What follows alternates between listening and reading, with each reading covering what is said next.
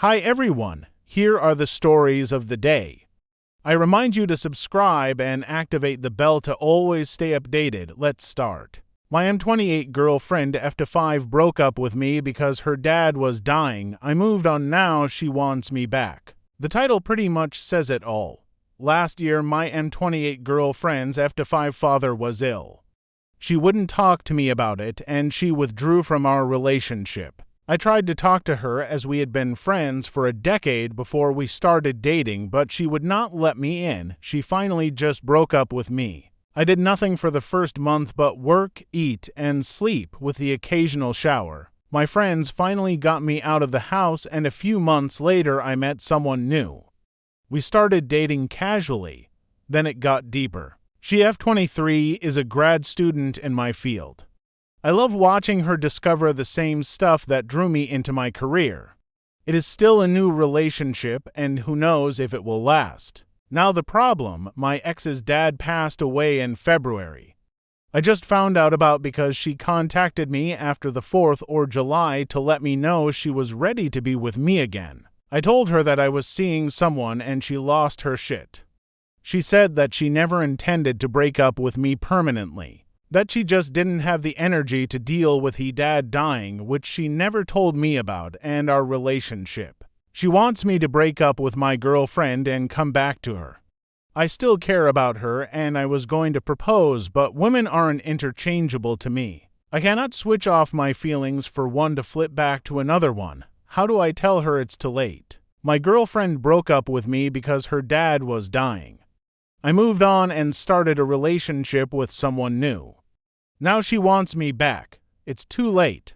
I'm over her. Every story has its happy ending, right? But let's not waste time and move on to the next story. Last Tuesday evening, I 30 to F came home from being out of town for 2 weeks for work. My boyfriend 35M Nate was supposed to pick me up from the airport, but once I got in, I wasn't able to get a hold of him and he never showed up. I was a little annoyed, but no too worried because I figured he had fallen asleep.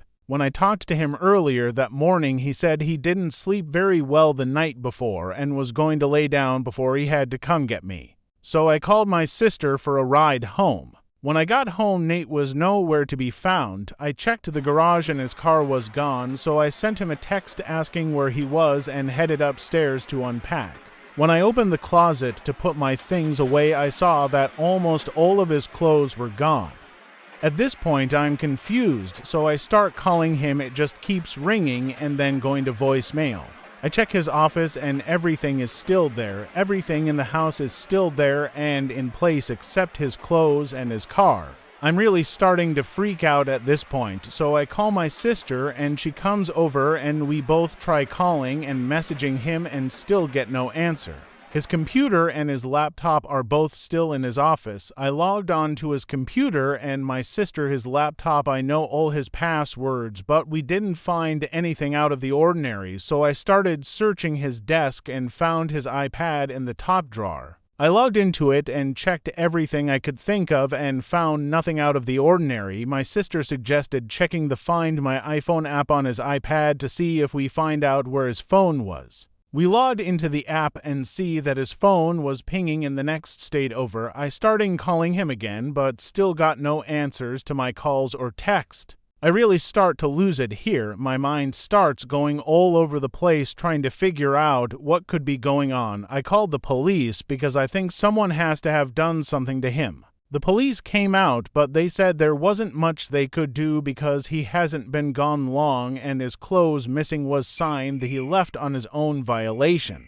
Over the last few days, I've done everything I can to contact him. He doesn't have any family except for a brother that he cut ties with before I met him. I found him online and sent him a message, but he said he hasn't seen or heard from Nate in years. I keep checking his phone's location, and since Saturday morning it has been pinging in the same location in the PNW. I took off work for the rest of the week and my sister and I are flying up there to go to the location his phone is pinging. Has anyone ever dealt with something like this before? How do I even confront him? What if he is with another woman? What if he isn't there or worse? I am so lost and hurt right now. My mind is all over the place. I can't think straight. I'm so lost right now. My 30-F boyfriend 35M of 6 years disappeared while I was out of town. Haven't been able to contact him, but his phone is pinging and I am going to confront him tomorrow. Edit. Yes, I have called or messaged all of his friends. None of them have seen or heard from him. I do have access to his bank account as we have a joint account, but not his business account. He last used his debt card Friday night in a town west of Seattle, Washington. He owns his own business but has taken a step back over the last year, so he doesn't communicate with them regularly. They haven't heard from him since last month. I am 5 months pregnant, and we have known for 3 months. He did become a bit reserved and withdrawn since we found out, but it's not uncommon for him to do that every so often, especially around this time of year. I don't truly believe that he would abandon me and his child. That's just not the type of man he is, but I don't know what to think anymore. It's been over an hour, and we are still waiting to hear back. I'm hopeful but still have an overbearing sense of dread.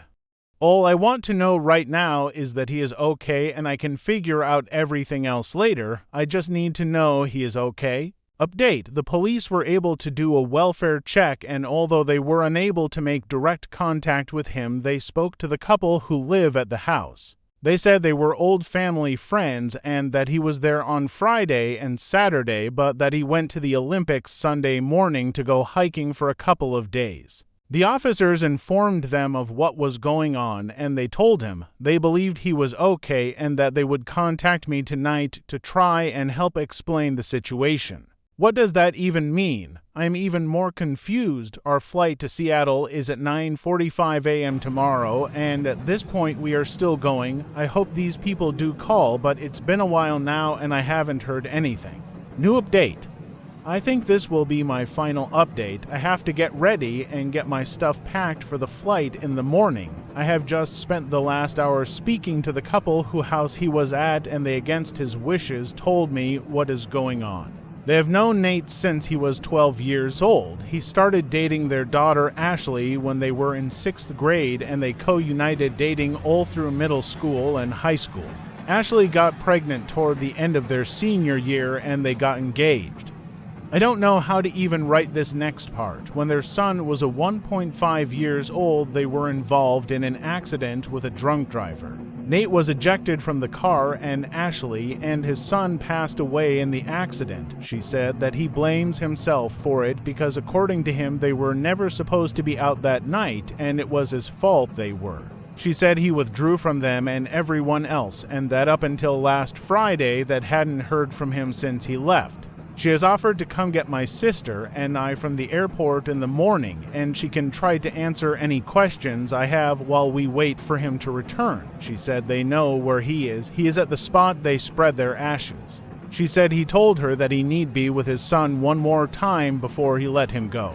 I'm honestly in a total state of shock right now. I don't know what to think, but I know he is in pain and I need to get to him, and I can figure everything else after. Thank you to all the kind people who reached out and offered your suggestions. I honestly don't think I would have this information right now if it wasn't for you all, so again, thank you. Also, thank you to watch the video. Remember to subscribe.